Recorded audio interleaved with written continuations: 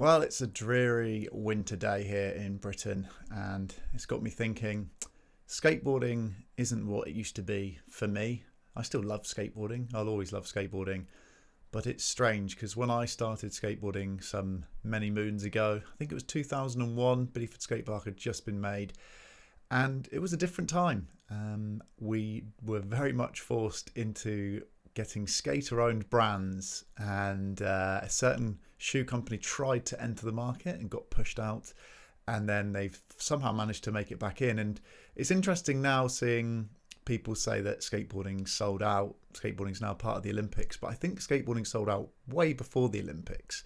And it's also interesting to see people think they own skate shoes because they were deemed a skate brand, but that's not to say that they're not now owned by some massive conglomerate. And there isn't that peer pressure anymore of supporting skater owned like there used to be. And I think that this ties into many reasons why I still love skateboarding, but there's many reasons now where I detest skateboarding. Another one is the political sphere. Back when I started skateboarding, there was freaks and geeks, and it's why I used to be into football, but I was very much a weirdo and I was ostracized from the football scene, and I got into skateboarding around 11 years old, and it was just full of randomers, like different walks of life, different political spectrums, and we just skateboarded. And that's not to say there wasn't problems, but now it just feels like back then you had a political opinion that always seemed to be offbeat. Generally, whoever you were speaking to on the spectrum of politics and current affairs, it was always a mixed bag, and it was generally not followed by the consensus of what we were seeing in the news. And now it seems that the mainstream consensus of politics is very, very much cemented within the skateboarding community. And not only that, you're ostracized for not having that opinion or following, which is even more bizarre to me, the mainstream opinion. And it just baffles me, and it's disheartening, and it's, divide and rule, the division I feel now as a mid 30s white male in skateboarding, and the division and the feeling of being ostracized within something that I've always loved massively. And it's not just me. I've spoken to many people DM me and say that they feel the same way. It's kind of bizarre, and man, I don't mind, I don't complain, but it is a weird time to be a skateboarder if you've been in skateboarding for many years now, and to be almost ostracized by the people that you supported back in the early 2000s, at least in my circumstance, in my case. And now very much funny how people make sweeping statements about my appearance and say that they are the ones that are being open-minded. But I digress and I waffle on. This was more a video just to point out that, 2020 happened, and there was many things. We had the pandemic, we had certain logos being banned, Black Lives Matter, one thing after another mainstream that we had to follow, and it was followed in skateboarding as well. And I'm a massive proponent of comedy, and also a massive proponent of freedom of speech. And the use of logos, to me, being a graphic designer, is a massive thing as well. And to allow people and individuals and groups ownership over logos, I get the meaning, I get the foundations of why people would get offended by certain logos. But to allow nasty groups to have ownership over logos, symbolism, it's kind of bizarre to me, and something that it is alien to me. Surely we should be taking ownership over negative things in the world and turning them on their head, which is what I try to do with my comedy. This isn't a comedy sketch. This is totally unwritten. I'm totally just shooting off the top of my head, but it is something else that comes into it.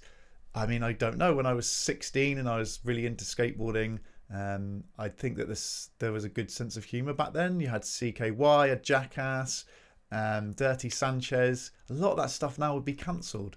A lot of the cancel culture we see today in the mainstream and within skateboarding would be stopped. And I do start to see that creeping into the foundations of what I do, and the small amount of stuff that I post still manages to bring some negativity and some people that you know, even that I have respect for, sending me direct messages saying that they were offended or they were upset with something that they didn't understand. And I think 2020, seeing a lot of things happening over that period of time really crushed my sense of humour. And I've started to watch Kill Tony and realised that actually I don't like to cause offence or upset people without any kind of foundation. And comedy should always be poking fun at the serious nature of things that are very, you know, to the bone and can be very sad. And that's kind of the premise of this video. The conclusion is I feel that my humour has been reborn, and that even this past week I've had a couple of messages saying negative things towards me, and realising that that shouldn't really affect anyone, let alone myself. And although I don't want to upset people or antagonise people without any foundation or founding, unfortunately that is life. If you put yourself on social media, if you put yourself out in public, you're going to be getting some form of negativity, and that's just the way it is. So I look forward to 2025 and just this the phoenix has been reborn from the ashes of what I thought was just me getting fed up with skateboarding and the premise that we seem to have been completely infected with in skateboarding, and just getting back on to having a sense of humour, having friends from all walks of life, all political spectrums, respecting that, but also taking the mick and having some form of sense of humour with all of it, which is kind of bizarre. It brings me full circle back into, you can joke about some things, but you can't joke about that. And that's what I remembered watching Kill Tony, is I was offended by a number of the jokes, and I thought,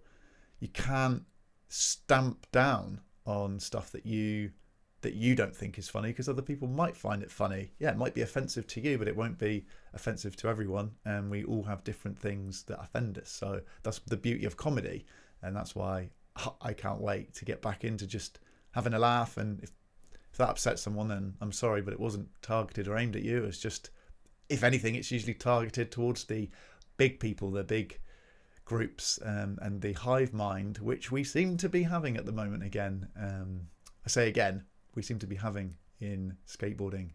I hope everyone enjoyed this waffle. Leave a comment, tell me if I'm wrong, tell me if you are experiencing similar. If you haven't watched it, go and watch Kill Tony. It's a fantastic comedy podcast. It's really just reignited my love for just having a laugh and remembering that life isn't always really serious, and to be able to joke and laugh and turn especially negative circumstances, bullies, on their head, then you own ownership over yourself and your feelings and emotions. And I think I'd forgotten that. I had it beaten out of me during the pandemic, during, you know, all the woke stuff that was going on. So back on track. Really, I've just enjoyed doing a couple of posts recently that I'm just not going to worry or have anxieties on other people's anxieties, because I've always lived my life that way. I've always been cursed with kind of wearing my heart on my sleeve, and I'm back to it. You know, can't have it beaten out of you. So the old like and subscribe, and haven't posted for a while. Hopefully you've enjoyed this video, and shout outs to anyone that does understand having a sense of humour in 2024. Cheers.